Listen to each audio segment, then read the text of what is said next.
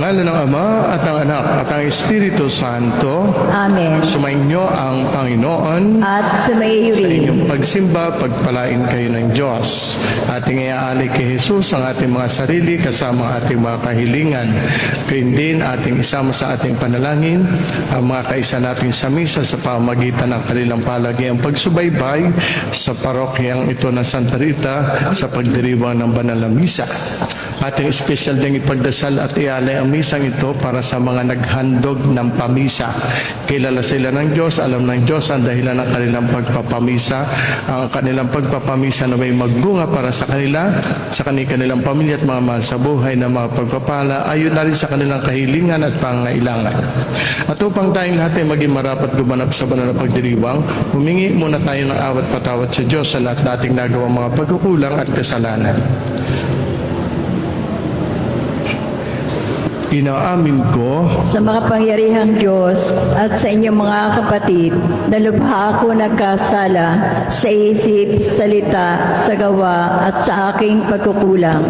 Kaya isinasamo ko sa mahal na Birheng Maria, sa lahat ng mga anghel at mga banal, at sa inyong mga kapatid, na ako'y panalangin sa Panginoong ating Diyos. kawaan tayo ng makapangyarihang Diyos, patawarin tayo sa ating mga kasalanan at patubayan tayo sa buhay na walang hanggan. Amen.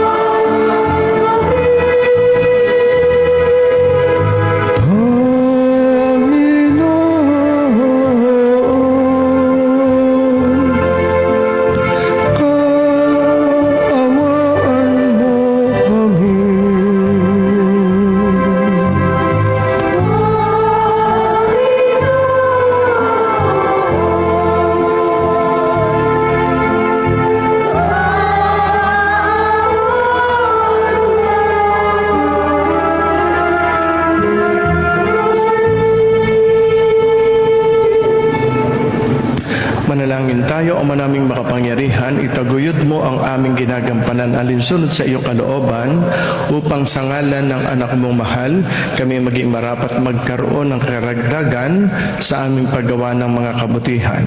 Sa pamamagitan ni Hesu Kristo, kasama ng Espiritu Santo magpasawalang hanggan. Amen.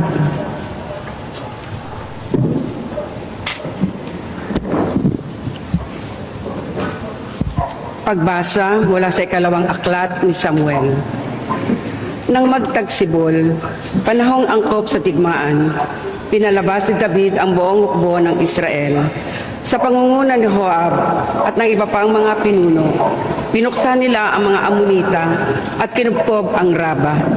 Si David ay nagpaiwan na sa Jerusalem. Isang hapon, natulog si David. Nang siya ay magising, umakyat siya sa bubungan ng palasyo at naglakad-lakad. Mula roon, may natanaw siyang magandang babaeng naliligo. Ipinagtanong niya kung sino iyon. Sinabi sa kanya na iyo'y si Batseba, anak ni Eliam at asawa ni Hiteyong si Urias. Ipinakuha niya si Batseba. Sinipingan siya ni David at pinauwi pagkatapos. Dahil sa nangyaring ito, si Batseba ay naglihi, kaya't ipinasabi niya ito kay David. Inutusan agad ni David si Joab na dalhin sa kanya si Urias. Nang dumating ito, tinanong siya ni David, "Kumusta si Joab at ang hukbo? Ano ang lagay ng labanan?" Sinabi pa niya kay Urias, "Umuwi ka na at magpahinga pagkat nanggaling ka sa malayong paglalakbay." Lumakad na si Urias. Ang hari ay nagpadala pa ng alaala sa tahanan nito. Ngunit hindi pala siya nagtuloy sa kanila. Doon na siya natulog sa may tarangkahan ng palasyo kasama ng mga bantay. Nalaman ito ni David. Kinabukasan, inanyayahan ni David sa pagkain si Urias at ito'y kanyang nilasing. Hindi rin ito umuwi ng gabing iyon. Bagkus, natulog na kasama rin ang mga bantay. Kinabukasan, sumulat si David kay Joab at ipinadala kay Urias. Ganito ang nasasaad: "Isubo mo si Urias sa mga kaaway na mababangis. Pagkatapos, umurong ka at bayaan mo siyang mapatay." Nagmanman si Joab sa lungsod ng kanilang kinukubkob at sa gawing mababangis ang kaaway. Doon nga niya itinapat si Urias. Lumabas ang mga kaaway mula sa lungsod at sinalakay ang mga kawal ni Joab. Napatay ang ilang pinuno ni David kasama si Urias. Ang salita ng Diyos. Salamat sa Diyos Ang Panginoon, at sumayo rin. ang mabuting balita ng ating Panginoon ayon kay San Marcos. Papuri sa iyo, Panginoon. Noong panahon iyon, sinabi ni Jesus sa mga tao,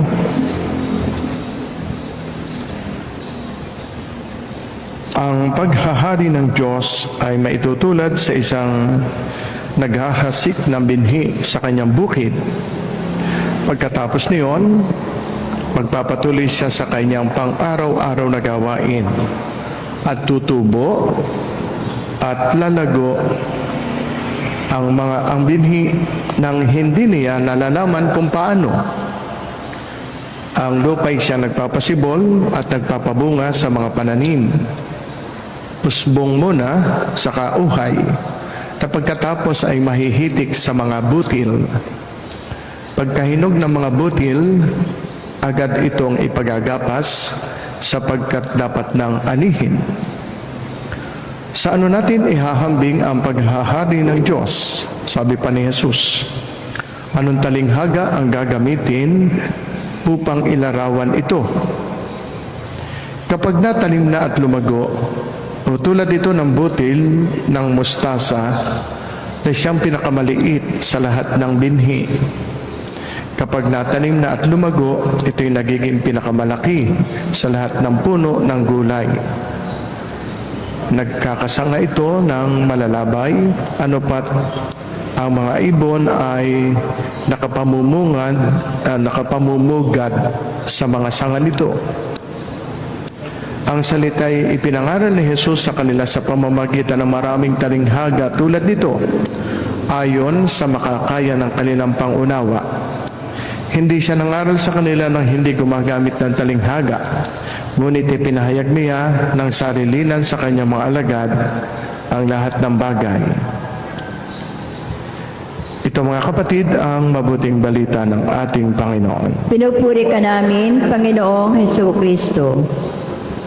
Ay magandang umaga po sa inyong lahat. Magandang umaga po, Father. Sa mga sumisimba sa pamamagitan ng online mass, magandang buhay po. Ang banal na ebanghelyo ay masasabi natin, pwede natin lagyan ng tema o title na Small Beginnings, Bountiful Blessings. At ito ay sa pamamagitan ng kilos ng Diyos, God's work. Dahil ang bawat tao, ang God's work ay nasa innate ng ating pagkatao. At iyan ang innate power. Kaya ang paglago, ang pagbabago at tagumpay ay not through man's effort, but always through the working of God's grace. Yun halos ang ibinibigay sa atin ng banal na ebanghelyo. At narinig naman natin ito. Kaya nga, hindi gumamit si Jesus sa pamamagitan ng ating napakinggan ng malalakas na salita o o dramatikong himala. Sa halip, binigyan niya tayo ng dalawang simpleng talinghaga. Ang binhing kusang tumutubo pagkatapos itanim. Hindi natin nakikita ang paglago. Hindi natin nakikita ang pag-sprout. At ang ikalawa ay ang butil ng mustasa. Sa mga simpleng larawang ito, ipinakikita niya ni Jesus kung paano gumagalaw ang Diyos. Ang Diyos ay gumagalaw na tahimik, dahan-dahan, ngunit tiyak. Ang Diyos ay gumagawa kahit hindi natin nakikita. Sabi nga ni Jesus, ang binhi ay tumutubo araw at gabi, matulog man tayo o gumising. At hindi natin alam kung paano. Talagang when God is silent, He does some of His best works. When God is silent, He does some of His best works. Kaya nga mga kapatid, maraming pagkakataon sa buhay natin na parang walang nangyayari. Parang tahimikan doon ang Diyos. Nagdarasal tayo, nagsisikap, at nagsisikap maging tapat, pero wala pa ring malinaw na bunga. Ngunit tandaan natin ang katotohanan ito. While we are waiting, God is working. While we are waiting, God is working. Kaya nga ang pananampalataya ay hindi nangangahulugang nakikita agad ang resulta. Hindi gayon. Kundi nagtitiwala kahit walang kasiguraduhan. That is faith. Kaya ang ating tungkulin ay maghasik, hindi kontrolin ang paglago. Ang ating maghasik lang, ang pagpapalago ay sa Diyos na lamang. Hindi sinasabi ng Ebanghelyo na pinilit ng magsasaka ang binhi na tumubo. Hindi. Ang ginawa niya lamang ay maghasik at ang Diyos ang nagpapalago. Kaya nga mga kapatid, ito rin ay paanyaya sa atin na maghasik ng kabaitan, ng pagiging matulungin, ng kabutihan, ng pagiging generous, mapagbigay. Kahit hindi bumabalik sa paraang ating inaasahan.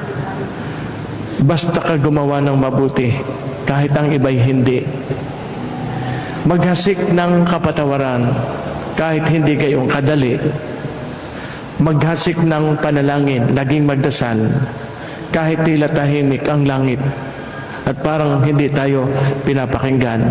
Huwag kang sasawa sa pagdadasal. Sabi nga ng isang kilalang linya, do your part and trust God with the rest.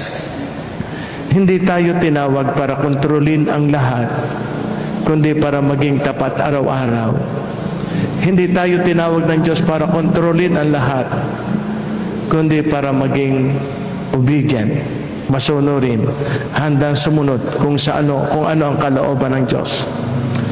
Sa banal na Ebanghelyo, nakita natin yung maliit na simula, subalit dakila ang bunga. Ang butil ng mustasa ay napakaliit, halos hindi pansinin. Ngunit kalaunan ito ay nagiging punong kahoy na pinamamahayan ng mga ibon. Ganyan din ang kaharian ng Diyos. O ganyan din ang paghahari ng Diyos. Nagsisimula sa isang maliit at simpleng dasal. Isang maliit na desisyon na gumagawa ng tama. Maliliit na gawang kabaitan. Isang payak na oo, simpleng oo sa pagsunod sa kalooban ng Diyos. Totoo ang sinasabi, never despise small beginnings. Ang maliit sa mata ng tao ay makapangyarihan sa kaamayan ng Diyos. Kayang-kayang palaguin ng Diyos ang simple nating pagtitiwalang hindi sumusuko at maliliit na gawa ng pag-ibig. Maraming pinaging banal ang mga taong hindi sumuko kahit sa maliliit na akto ng pag-ibig. Maraming ginawang santo iyon. Ang kaharian ng Diyos ay lumalago sa pag-ibig, hindi sa puwersa. Hindi pinilit ni Jesus ang mga tao na umunawa. Gumamit siya ng mga talinghagang may paggalang sa puso at sa kahandaan ng bawat isa. Growth is never something we can force, not even the growth of God's kingdom. Kaya ito'y paalaala sa atin, ang pagbabago ay dahan-dahan. Hindi ito pwedeng madaliin. Ang pananampalataya ay hindi ipinipilit. Ito'y ipinauunawa hanggang sa yakapin na mahigpit. Ang pag-ibig ay inaanyaya, hindi iniuutos. God works slowly, but He works surely. Kaya nga mga kapatid, kung pakiramdam ninyo ay mabagal ang takbo ng inyong espiritual na buhay, huwag kayong mag-alala. Huwag kayong mawalan ng pag-asa. Kung ang kabutihang ginagawa ninyo ay tila walang bunga, magtiwala pa rin. Kung ang inyong pananampalataya ay kasing liit lamang ng butil ng mustasa, sapat na iyon para kumilos ang Diyos, basta't meron kang maliit na pananampalataya at huwag kang susuko sa pagnanais na lumago ito. Kikilos ang grasya ng Diyos. Huwag ka lang bibitaw. Faith is trusting God even when the growth is hidden. Sa inyong pag-aalay, kayo naway pagpalain lalo ng Diyos.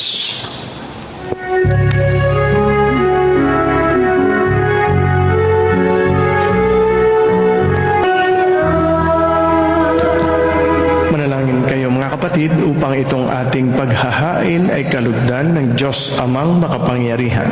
Tanggapin nawa ng Panginoon itong paghahain sa iyong mga kamay, sa kapurihan niya at karangalan sa ating kapakinabangan at sa buong sambayanan niyang banal. Manalangin tayo, Ama namin lumikha, tanggapin mo at nang malugod ang aming mga handog ngayong ang kabanalan ay iyong dulot.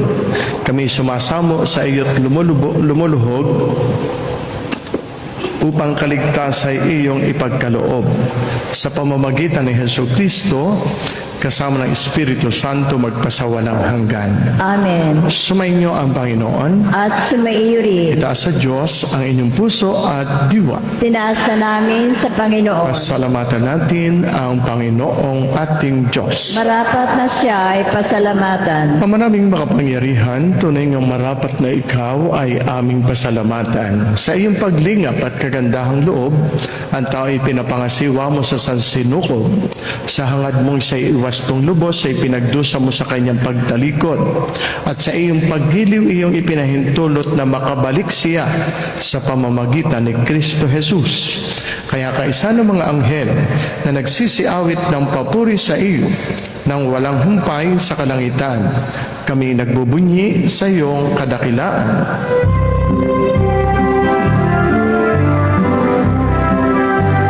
Banal ka, poong may kapal, banal ang iyong pangalan, banal ang iyong kaharian, langit lupa'y nagpupugay sa iyong kadakilaan, dinadakila ng lahat ang naparito mo, anak, na siyang nagmulat sa bulag, sa pilayan nagpalahan, at nakiramay sa lahat. Ama naming banal, ikaw ang bukal ng tanang kabanalan, kaya't sa pamamagitan ng iyong Espiritu, gawin mong banal ang mga kaloob na ito upang para sa aming maging katawan at dugo ng aming Panginoong Jesucristo. Bago niya pinagtiis ang kusang loob na maging handog, hinawakan niya ang tinapay, pinasalamatan kaniya. Pinaghati-hati niya iyon. Iniabot sa kanyang mga alagad at sinabi, "Tanggapin ninyong lahat ito at kanin. Ito ang aking katawan na ihahandog para sa inyo."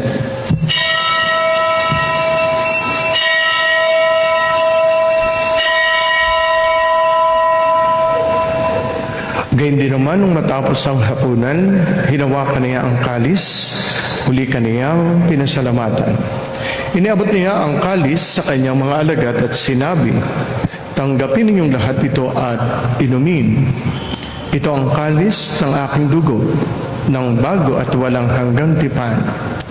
Ang aking dugo na ibubuhos para sa inyo at para sa lahat sa ikapagpapatawad ng mga kasalanan. Gawin ninyo ito sa pag-alaala sa akin."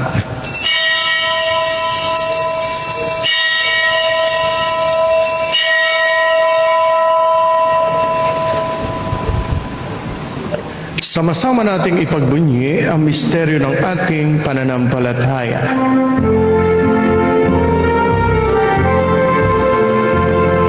Si Kristo ay gunitain, sarili ay inihain, bilang pagkait inuhin, pinagsasaluhan natin hanggang sa siya'y dumating. Ama, ginagawa namin ngayon ang pag-alaala sa pagkamatay at muling pagkabuhay na iyong anak. At iniaali namin sa iyong tinapay na nagbibigay buhay at ang kalis na nagkakaloob ng kaligtasan. Kami nagpapasalamat dahil kami iyong minarapat na tumayo sa harap mo para maglingkod sa iyo. Sinasamo namin kami magsasalo-salo sa katawan at dugo ni Kristo'y mabuklod sa pagkakaisa sa pamamagitan ng Espiritu Santo. Amalingapin mo ang iyong simbahang laganap sa buong daigdig. Puspusin mo kami sa pag-ibig kay San Leon, aming Papa, Gilbert, aming Arsobispo, ng mga obispo at lahat ng mga pari. Alalahanin mo rin ang mga kapatid naming nahimlay na may pag-asang sila'y muling mabubuhay. Gayun din ang lahat ng mga pumanaw. Kaawaan mo sila at patuloyin sa iyong kaliwanagan. Kaawaan mo at pagindapatin kaming lahat na makasalo sa iyong buhay na walang wakas. Kay isa na mahal na Birheng Maria, Ina ng Diyos, ni San Jose na kanyang kalinis-linisang esposo, kay isa ng mga apostol, Santa Rita ng Cassia, aming patrona, lahat ng mga martir, lahat ng mga banal na namuhay dito sa daigdig ng kalugod-lugod sa iyo.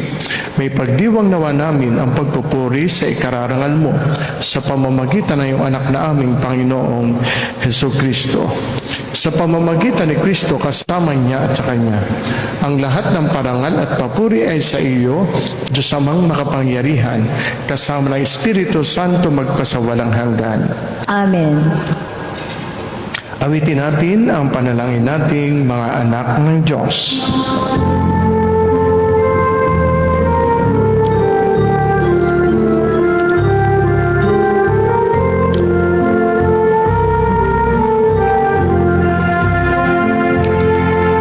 Ama namin, sumasalangit ka, sambahin ang ngalan mo, mapasa amin ang kaharian mo, sundin ang loob mo dito sa lupa para nang sa langit. Bigyan mo kami ngayon ng aming kakanin sa araw-araw, at patawarin mo kami sa aming mga sala para ng pagpapatawad namin sa nagkakasala sa amin. At huwag mo kaming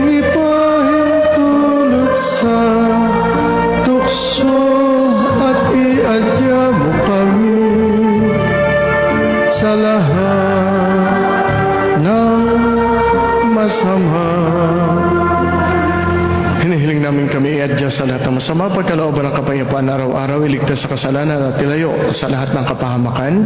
Samantalang aming pinananabikan ang dakilang araw ng pagpapahayag ng tagapagligtas naming si Hesu Kristo.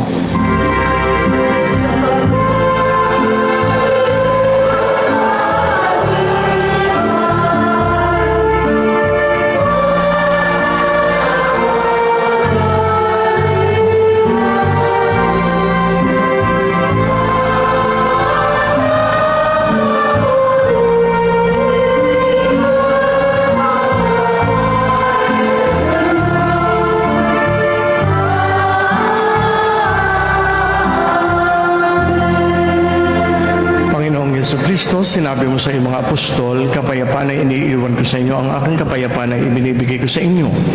Tunghayan mo ang aming pananampalataya, huwag ang aming mga pagkakasala. Pagkalooban mo kami na kapayapaan at pagkakaisa ayon sa iyong kalooban, kasama ng Espiritu Santo magpasawalang hanggan. Amen. Ang kapayapaan ng Panginoon ay laging sumainyo. At sumaiyo rin. Batian tayo, maghangad ng kapayapaan sa isa't isa. Sumainyong lahat ang kapayapaan. Pagbati rin sa mga sumisimba via online.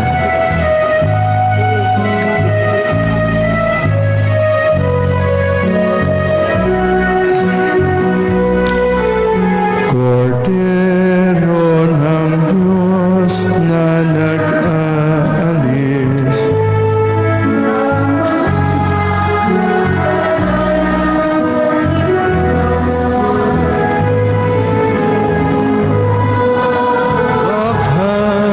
sa amin, Kordero ng Diyos, maawa ka. Kordero ng Diyos na nag-aalis ng mga kasalanan ng sanlibutan.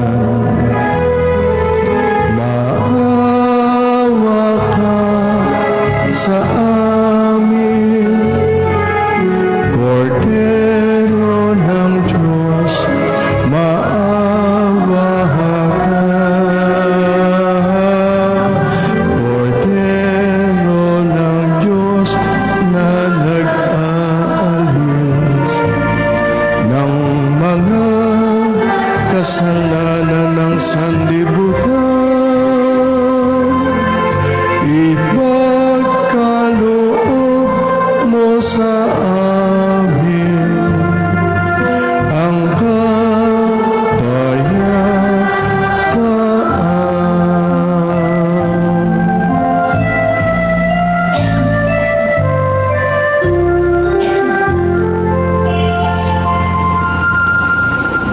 Mga kapatid, narito si Kristo, ang Kordero ng Diyos na nag-aalis ng mga kasalanan ng sanlibutan.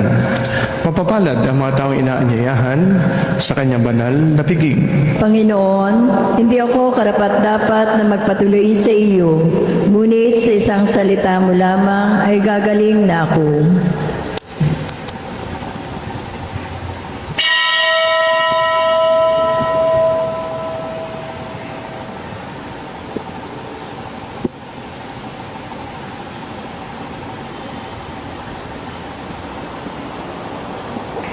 Katawan ni Kristo. Amen. Manalangin tayo. Ama naming mapagmahal, ipagkaloob mong sa aming pakikinabang sa iyong kagandahang loob na bumubuhay, na ginawa naming maikarangal ang iyong pagpapalang sa aming ibinibigay sa pamamagitan ni Hesu Kristo, kasama ng Espiritu Santo, magpasawalang hanggan. Amen. Okay, tayo bumabati sa mga nagpamisa ngayong araw na ito, January 30, sapagkat birthday nila. Kaya happy birthday sa mga sumusunod. Kay Mark Lee Grantosa, kay Joseph Nicolay Moderazo, kay Hernan Velasquez. Happy birthday, Hernan. At si Hernan, sa kanyang pagpapasalamat sa Diyos sa buhay, ay nag-alay din ng bigas. Pagpalain ka nawa lalo, Hernan, pati ang iyong pamilya ng Diyos. Happy birthday. Happy birthday rin kay Jessa Nicole Angeli Zamora Manabat. Jessa Nicole Angeli Zamora Manabat. Lansky Talag, Bea Salazar, Martina Maalihan. Happy wedding anniversary sa mag-asawang Aris at Helen Sagainit. RJ at Cathy Generoso. Nico at Malen De Torres. Lope at Virgie Sanchez. Happy wedding anniversary. Salamat po sa inyong pagpapamisa. Salamat po sa pagsubaybay ninyo sa misa via online. Sa Facebook Star Senders, thank you po. Sa pag-aalay ninyo at pagbibigay sa koleksyon, pagpalain nawa lalo kayo ng Diyos. Kasama natin sa misa via online sina Malin Braceros, Sinaida Sandro, Sabel Acuña, Cressy Piol, Ariel Rome, Alex Faltado, Alice Katapang, Tita Alice Arcibal. Ba si Tita Alice Arcibal nasa USA? Nasimba si Eve Petil, yan. Okay, si Nimpa Garcia Marasigan, yan. Si Sally and Benny Mendoza and family, Pat and Dory Villena, yan. Pakidala po sa ating simbahan, pakibalik po dito sa parokya ng mga lumang palaspas. Huwag niyo po kalimutan, ibalik niyo po inyong lumang palaspas. Papalitan natin ang bago pagka Sunday, yung Palm Sunday. Yun po gagamitin natin panlagay sa noo, sa Merkules ng Abo, sa February 18 na yun eh. Pag magdadala po kayo ng palaspas, tulungan na rin po ninyo tayo. Pakiisa na rin po kayo. Alsin nyo na po yung mga ribbon. Alsin nyo na yung ribbon. Medyo punasan nyo na kanti ha. Punasan. Yun na ilalagay din sa inyong noo. Baka pag hindi nyo inalis yung mga ribbon, may mga stapler pa yung sasabit sa noo ninyo. Kaya alsin nyo na yun. Yun ay sinusunog dito sa pagka-Martes, pag mag-Merkules. Ayan. Alsin nyo ha. Pag hindi nyo inalis, magkakaroon kayo ng stapler sa noo. Sa noo. Yung mga ribbon, alsin nyo na. Linisin nyo po ng kaunti ha. Kung gusto nyo, alsin nyo na rin yung tingting. At para hindi tayo mahirapan. Kung minsan yung mga tingting pa rin dito, nakasugatan na. And then, sa February 2, ay meron tayong yun ay presentation of the Lord. Meron tayong pagbabasbas ng kandila. Huwag na kayong magdala ng kandila. Marami po ditong available na kandila. Ilalagay po diyan sa harapan. Yun po siyempre, yun po ililimusan ninyo. Para kayo ay meron ng sigurado. Okay. Ano pa?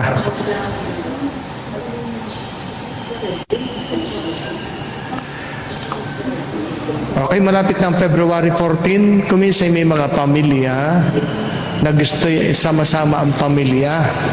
Pagka February 14, Valentine's Day, ang maganda dito sa Batangas Country Club ay merong opportunity para sa inyo na magsama-sama ang family. At marami pa po yun hindi lang ang kainan Yun po yung marami pang mga palabas, masaya. Kaya kung gusto niyo maging masaya ang inyong pamilyang Valentine's Day ng family nyo, meron po dito sa Batangas Country Club. At para matulungan kayo, hindi na kayo pupunta doon para bumili ng ticket. May ticket po dito sa office. Pagka gusto ninyo ang iba'y naghahanap ng mga lugar na gayon, may masaya, may kantahan, may party, Valentine's Day, ay siya, meron po dito malapit sa atin. Yun ay alas 6 ng hapon hanggang alas 9 ng gabi. Ang pinaka-tema ay Forever and a Day, a Timeless Valentine Celebration. Premium dinner buffet, live musical performances, exciting activities, raffles, and giveaways. Yan ha. Pampamilya. Punta. Sumayin niyo ang Panginoon. At sa mayo rin. Pagpalain nawa kayong lahat ng makapangyarihang Diyos Ama, Anak, at Espiritu Santo. Amen. Tapos na ang pagdiriwang natin ng banal na misa, humayo kayong mapayapa. Salamat sa Diyos. Santa Rita's Day, kaya mamayang hapon, may nobena tayo sa ating patrona at may misa uli. Sige po.